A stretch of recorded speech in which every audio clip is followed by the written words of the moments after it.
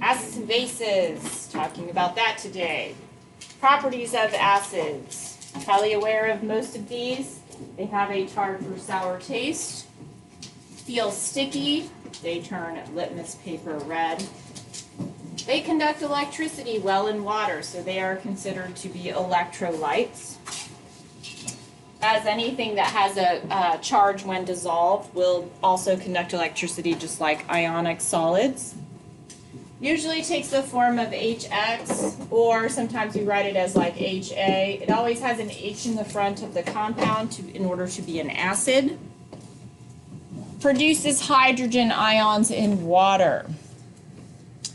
Some examples of acidic things, especially that we eat and drink, like vinegar, milk, soda, citrus drinks. You know, soda has phosphoric acid in it. Citrus drinks, of course, have citric acid in them. Vinegar has acetic acid in it. Milk has, you know, a few little things that make it probably like in the 6 range, so it's just slightly acidic. Properties of bases. Now, bases we don't typically ingest because they taste bitter. So we don't do a whole lot of consumption of bases. They are slippery because these are mostly our detergent type stuffs and soaps. Okay? And they turn the litmus paper blue. They also conduct electricity well because they are ions in water. So anything that's ions in water has a charge on it is going to be able to conduct electrical current. Usually takes the form of a metal plus a hydroxide, OH minus. Remember, metal hydroxides. And therefore, they're going to produce hydroxide ions in water. Some examples are ammonia, antacids, baking sodas. Of course, your oven cleaners, your detergents, things like that fall under this category of being basic. Or alkaline. Alkaline is another word for being basic. So here are our lovely properties of acids and bases.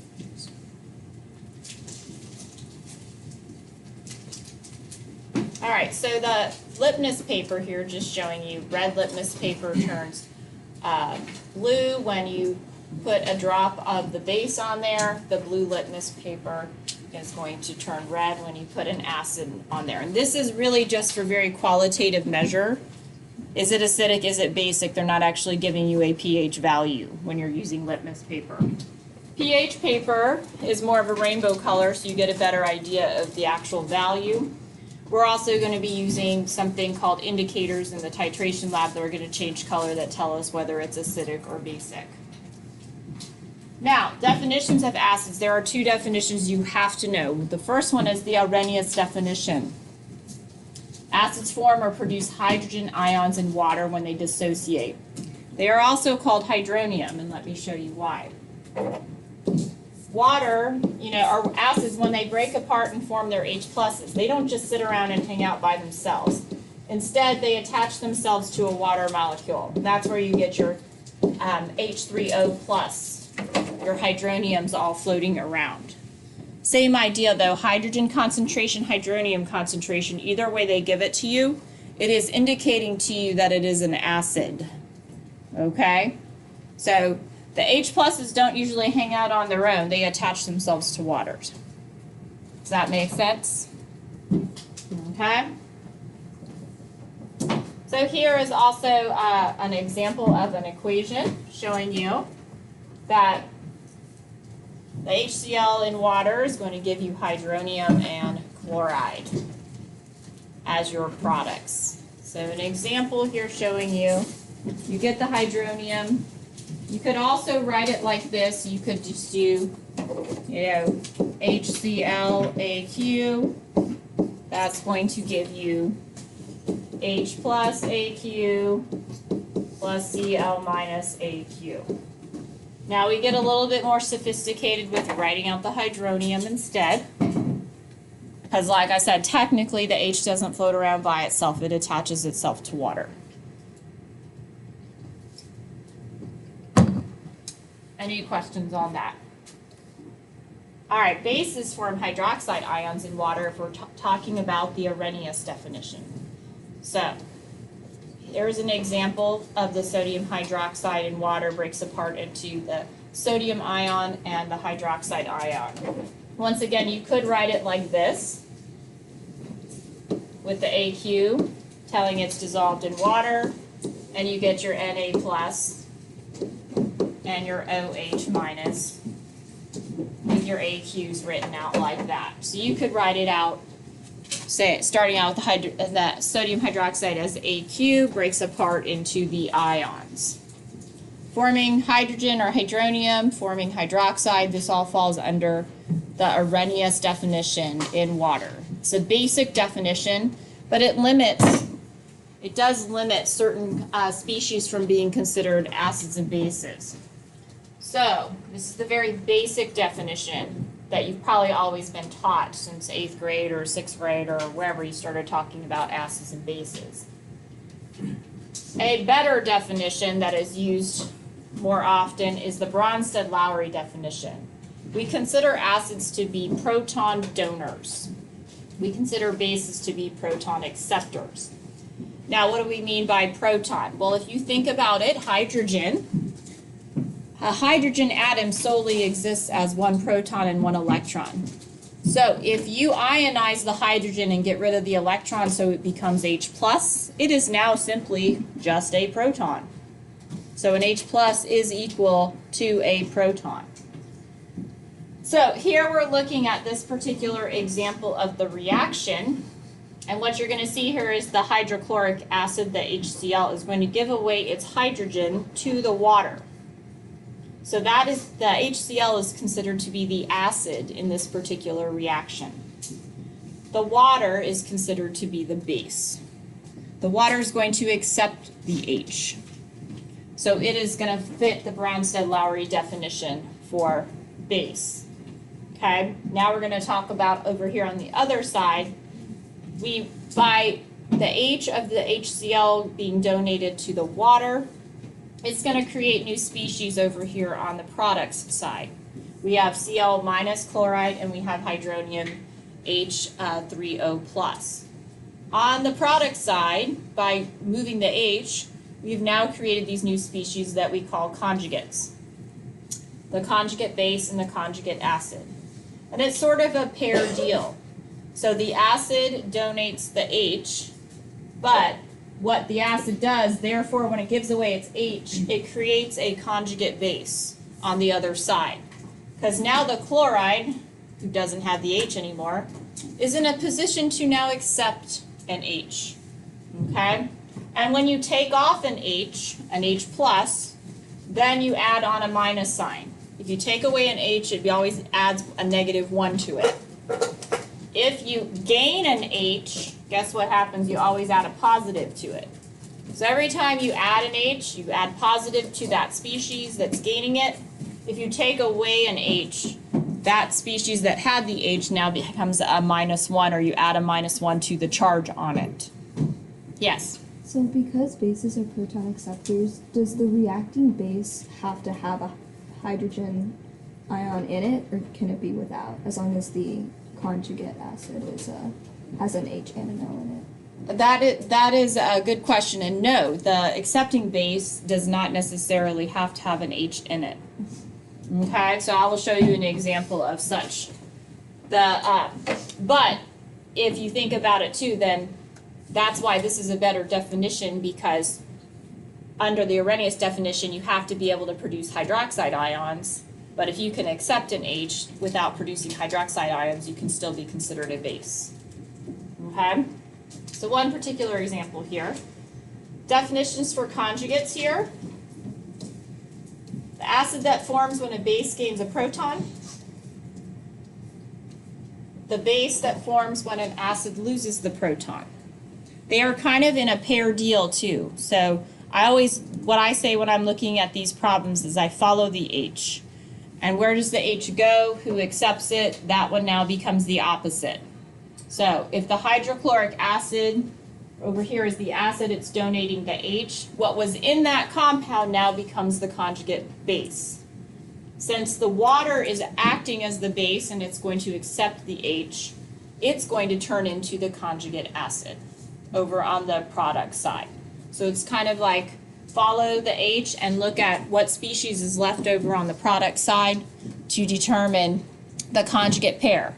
So yeah, so the HCl, these two kind of go together. You have an acid and its conjugate base, and then you have a base and its conjugate acid. So it's kind of a paired deal. The conjugates always are going to be on the product side, and on the reactant side you declare the acid and the base species. One more quick note before we start some example problems. The Bronsted-Lowry theory, water can act as an acid or a base, so we say that water is amphoteric. That is the key word here, it's amphoteric. There are other amphoteric species out there though, like for instance, HCO3-, this is bicarbonate or hydrogen carbonate. If you think about it, could we add an H to it? If we did, it becomes carbonic acid, like so. Could we take an H away from it?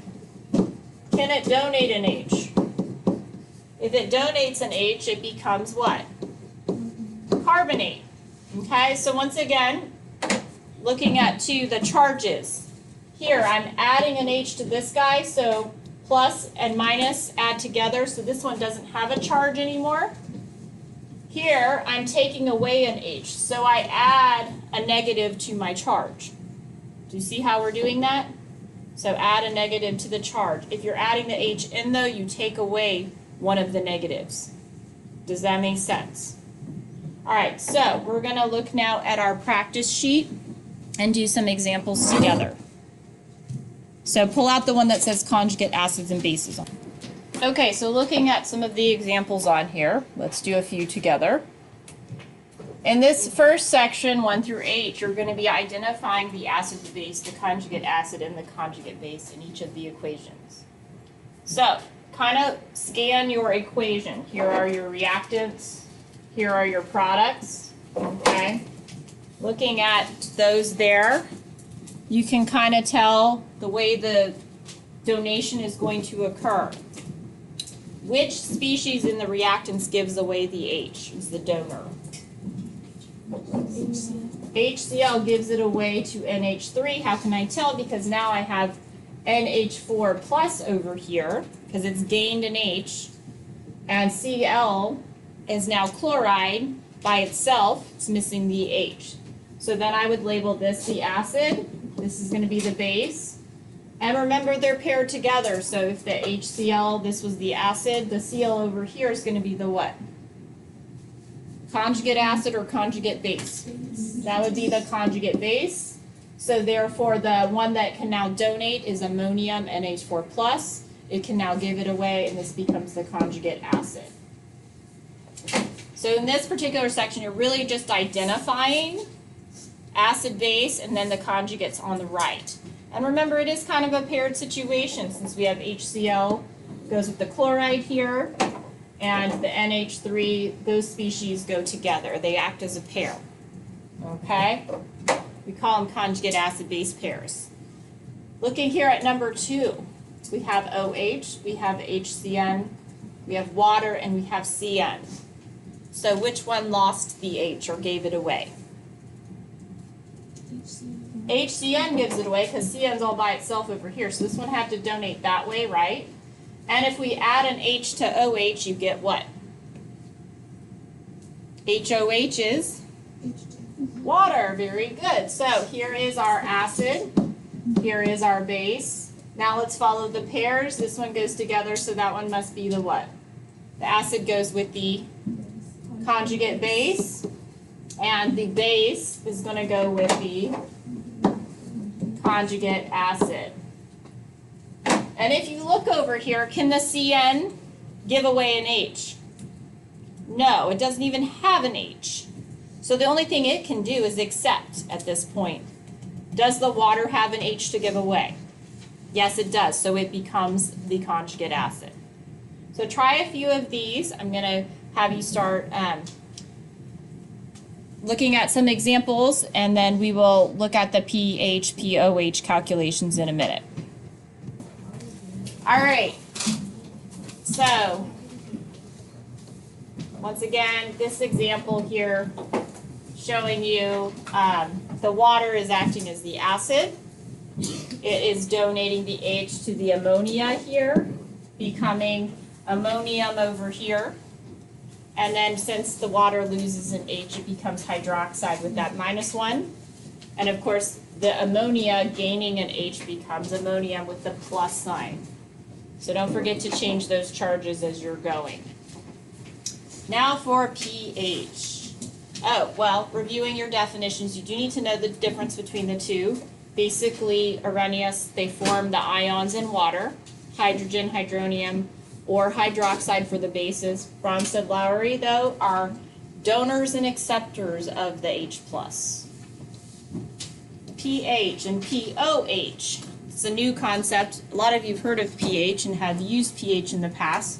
It is a scale, typically goes from 0 to 14, although technically you can have negative numbers and you can have numbers above 14 if they are super concentrated, although most of the stuff we're working with is going to be within the 0 to 14 range.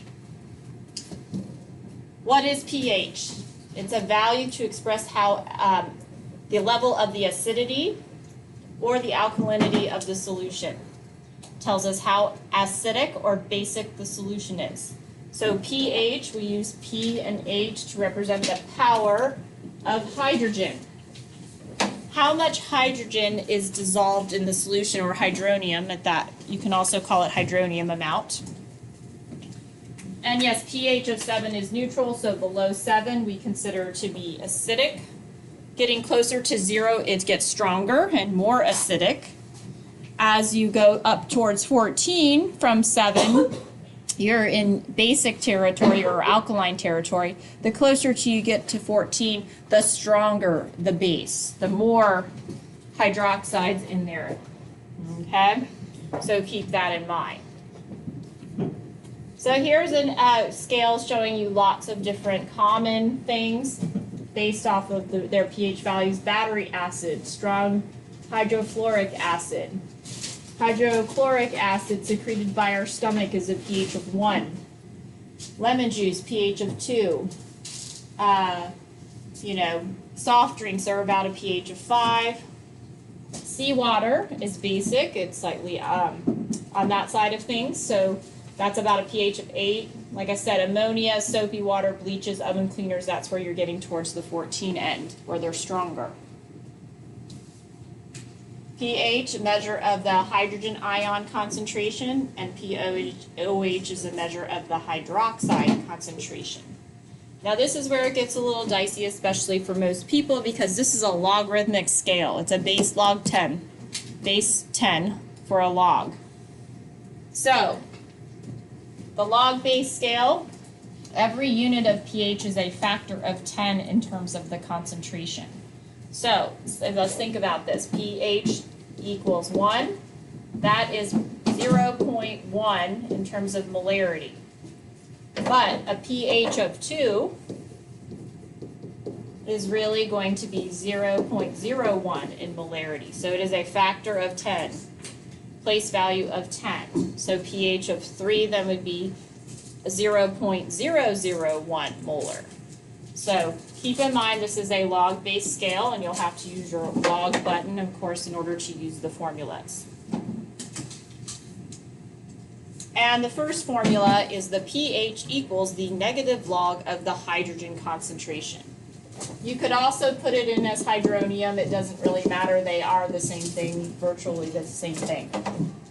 The second equation is to find POH. Now, POH isn't something we usually typically refer to, but we do use it in our calculations in order to get to pH. So, POH, which is the power of the hydroxide, is the negative log of the hydroxide concentration. Okay, and this is supposed to be a minus. I don't know why that has a plus there.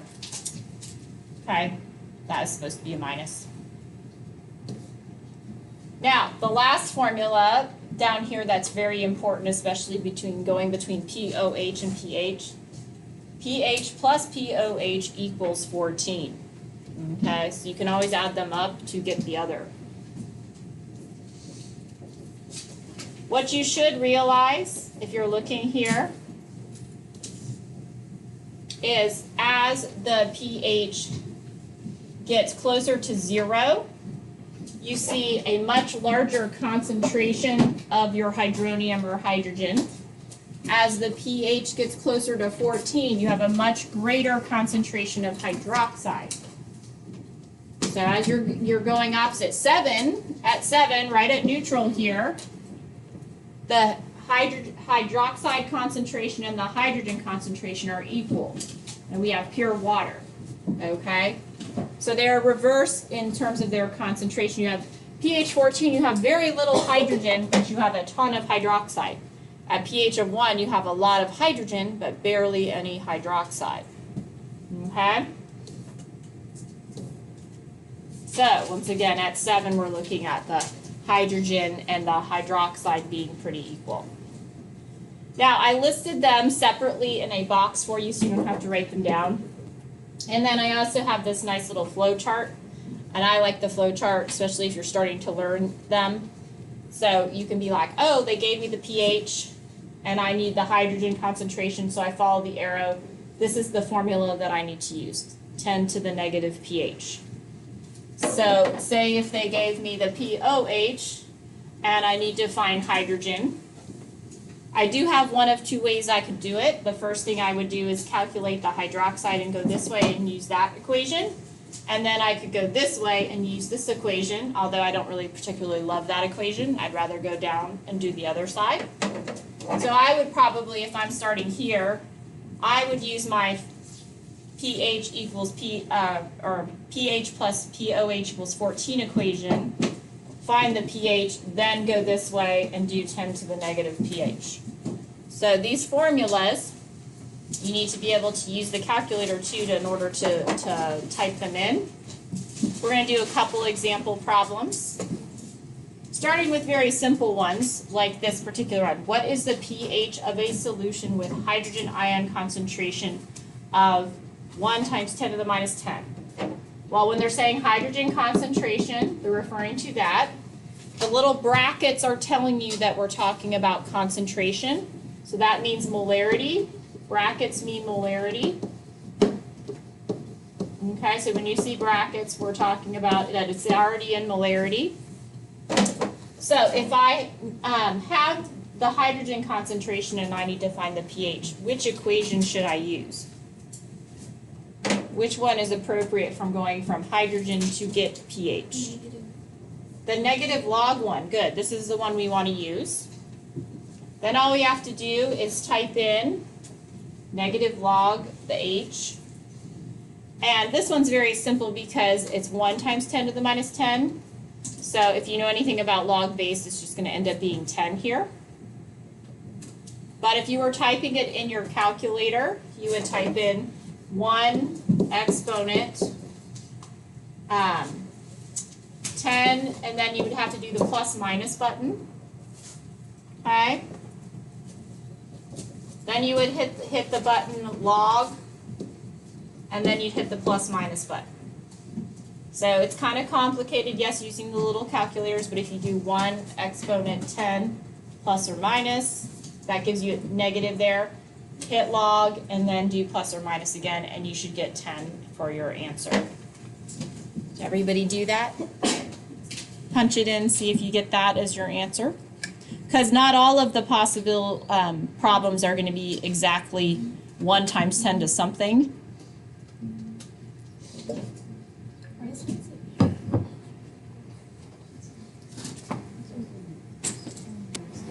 Okay, so let's look at the next possible problem. What is the hydrogen ion concentration of a solution with a pH of 6? So now they gave us pH, and we need to find the hydrogen concentration. That's what we're looking for there. Which formula is going to be the best suited for that? Which one solves for hydrogen? 10 to the negative pH is the correct one. So we would do 10 to the negative pH equals the hydrogen concentration, because you have to undo the log, and by undoing the log, you use the 10 to the x button. That's how you undo a log in math, remember? So basically, you would type it in, and you would get 1 times 10 to the minus 6. Now, in order to type this into your calculator correctly, you would first put in 6. You would hit the plus minus key again. That's the next thing. Then you have to hit the shift key, which is in the upper left corner, and then you hit log. Why? So 6 plus minus, then you hit the shift key and then log. That's how you do it in those calculators. Try it real quick to make sure that you are getting 1 times 10 to the minus 6. And remember, in your calculator, it should look like this. It should say 1, and then it should have negative 0.6 like that, which means 1 times 10 to the minus 6. When you get your answer, that's how it will look in the calculator. That's not how we write it, but that's how it would look. And then don't forget your M, because it is a molarity. It is a concentration, so you would need to put the M by it for the unit. Let's do a couple more real quick. What is the pH of a solution if hydroxide is 1 times 10 to the minus 11? So we have hydroxide here now. Which equation do we want to start with here?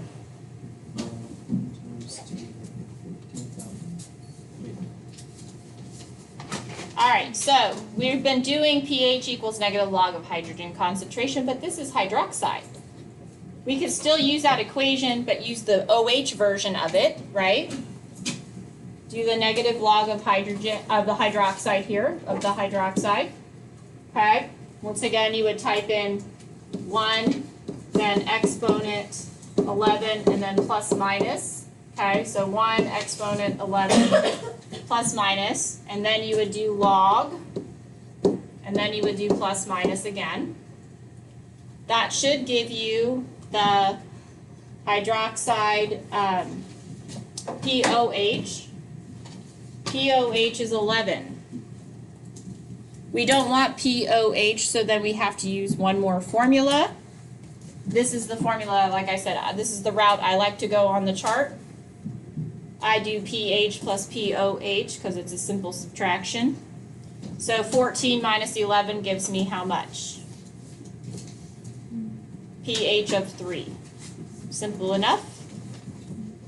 So when you're given hydroxide, you usually have to do the extra added steps to find the pH and work backwards. Okay?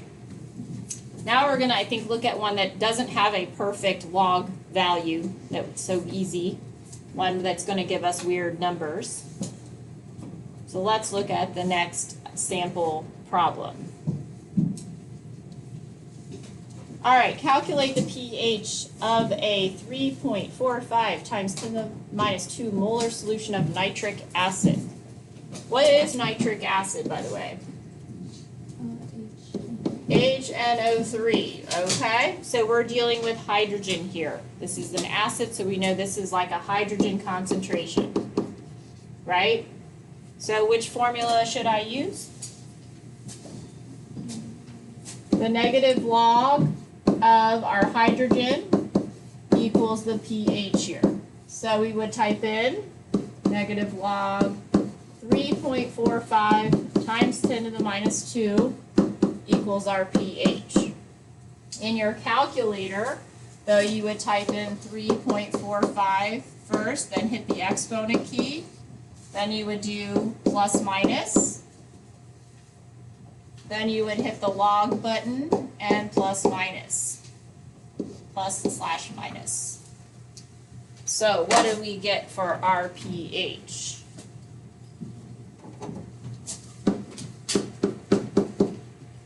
Anyone? Should be a lower pH. It's got a very high concentration.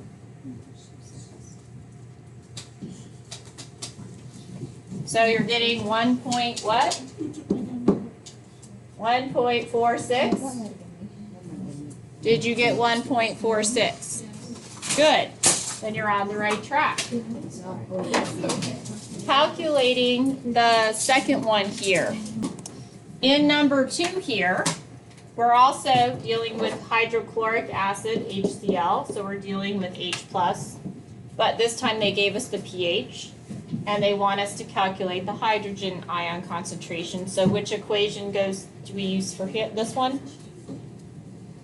10 to the negative pH equals the hydrogen concentration. So we do 10 to the negative 3.45, and we get our answer. Remember, when typing this into the calculator, you would type in 3.45 first, then you do plus minus, then you do shift, and then you do log at the very end. And what do we get here? What's this one? 3.45. Getting 3.55 times 10 to the minus 4 molar. Is that what you got? Okay. Down here, oh, look, it says calculate the POH and the OH for a solution of potassium hydroxide, which is KOH, with a pH of 10.75. So what's the first thing that we need to do here? Which equation needs to be used first? They gave us the pH. We need to find the POH. So what equation goes there? Yes, 14 equals the pH plus the POH. So subtract the 10.75 from 14.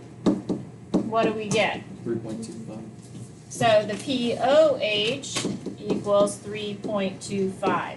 Now I can use that and do 10 to the negative POH is going to give me my hydroxide concentration. They're the same equations whether you're using them for hydrogen or hydroxide. But in this case, we're finding hydroxide. So then we would do 10 to the negative 3.25 using our calculator, ending up with 5.62. 5.62 times 10 to the minus 4 molar. So far, so good? Okay. So let's go ahead and take a look at the equations worksheet on the back of your conjugate acid base one and do some more practice there.